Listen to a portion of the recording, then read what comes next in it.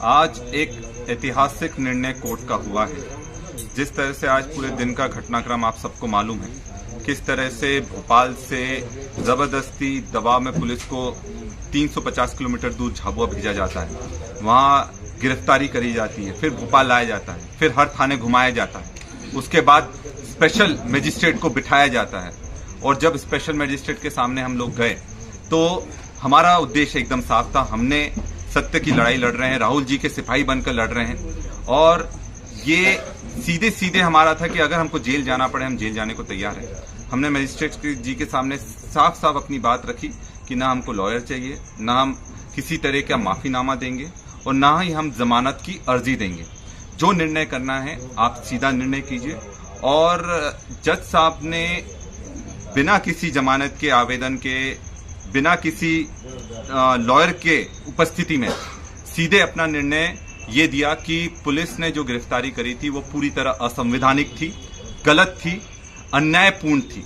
और पुलिस को फटकार भी लगाई गई। और जिस तरह से ना मेडिकल करा गया और सीधे कोर्ट में पेश करा गया, उसके लिए पुलिस को फटकार लगी। ये साफ दिखाता है कि आज सत्य की जीत हुई है। न्यायपालिका ने जो निर्णय लिया है उससे हमारी आस्था न्यायपालिका में और बढ़ जाती है। और ये साबित हो गया कि जिस तरह से पुलिस को दबाव में गलत निर्णय लेने पर मजबूर करा गया था शिवराज सिंह चौहान जी द्वारा और बीजेपी सरकार द्वारा, उस चीज का पूरा पर्दाफाश हुआ है। सच की जीत हुई है और झूठ का मुंह काला हुआ है।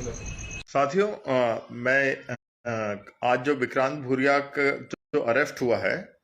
वो जो इलीगल अरेस्ट था उसको लेकर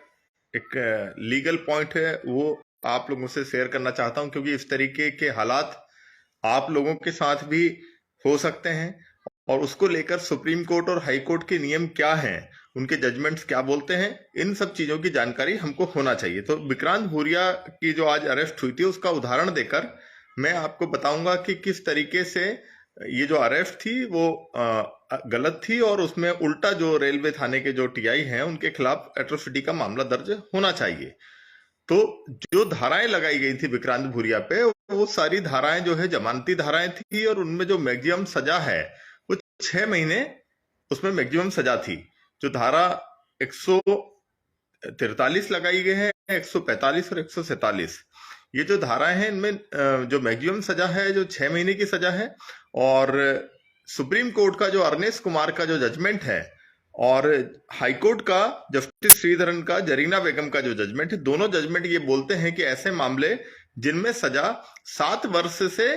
कम हो, उन मामलों में किसी भी व्यक्ति की गिरफ्तारी जब तक अत्यावश्यक न हो तब तक गिरफ्तारी न की जाए, तब तक जब तक कि वो बहुत कुख्यात अपराधी न हो। और जहां तक ये मामला है, एक राजनीतिक विरोध का एक प्रदर्शन था, और इसमें जिस तरीके से 350 किलोमीटर दूर आकर 200-250 पुलिस वालों को लाकर जिस तरीके से माहौल बनाया गया, उनकी सामाजिक छवि धूमिल की गई एक युवा आदिवासी नेता की, उसकी मैं निंदा करता हूं। और गलत तरीके से आज उनको गिरफ्तार किया गया, और जो स्पेशल रेलवे मजिस्ट्रेट है उन्होंने भी इस बात को बोला कि ये जो गिरफ्तारी है असंवैधानिक है, इलीगल है। तो मुझे लगता है कि मध्य प्रदेश की पुलिस को इस तरीके से राजनीतिक विद्वेष के तहत जो लोग विपक्ष में हैं, जो लोग उनकी नीतियों की आलोचना कर रहे हैं, कहीं ना कहीं विरोध प्रदर्शन कर रहे हैं, मुखर हैं, तो ऐसे लोगों के खिलाफ वैमनस्यता के साथ सत्ता का जो दुरुपयोग है, शासन प्रशासन का जो दुरुपयोग कर रहे हैं, वो ठीक नहीं है। और जिस तरीके से भी पैसा कोऑर्डिनेटर का मामला विक्रांत भूरिया ने प्रमुखता से उठाया था, तो उससे कहीं ना कहीं जो मुख्यमंत्री सचिवालय है उनसे खुन्नस खाया हुआ था, और उनको एक बड़े छोटे से मामले में इस तरीके से अपमानित करके झाबुआ से ले जाया गया। और मुझे लगता है कि विक्रांत भूरिया को इस मामले में झाबुआ थाने के अंदर एट्रोसिटी एक्ट के तहत एक एफआईआर दर्ज करवानी चाहिए, जिसमें उनको अर्नेस कुमार का जो जजमेंट है और जरीना बेगम का जो जजमेंट है उसकी कॉपी लगानी चाहिए कि भाई ये एफआईआर थी, ये जजमेंट्स है, और गिरफ्तारी की जरूरत नहीं थी, 41 का नोटिस नहीं दिया गया, और उसके बावजूद मुझे जिस तरीके से गिरफ्तार किया गया, तो ये जो है कहीं ना कहीं एक आदिवासी होने के कारण उनके साथ अपमानित किया गया उनको, और ये एट्रोसिटी एक्ट के वायलेशन का क्लासिक एग्जाम्पल है। और इस पूरे मामले में झाबुआ में वो चाहे तो एट्रोसिटी एक्ट के तहत मामला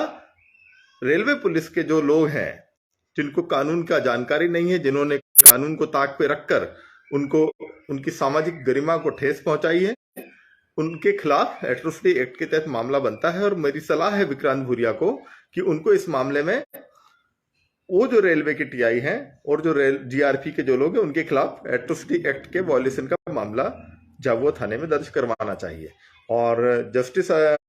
जो श्रीधरन है उनका यदि आप जजमेंट पढ़ेंगे तो बहुत ही क्लियर उन्होंने गाइडलाइन दी है उसमें कि जो लोकल पुलिस है उनको किस तरीके से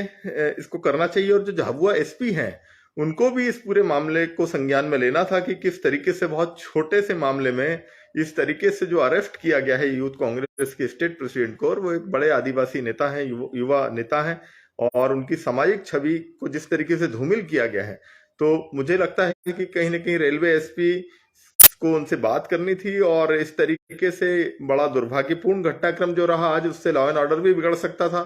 और बड़ा संयम से काम लिया इसमें विक्रांत भूरिया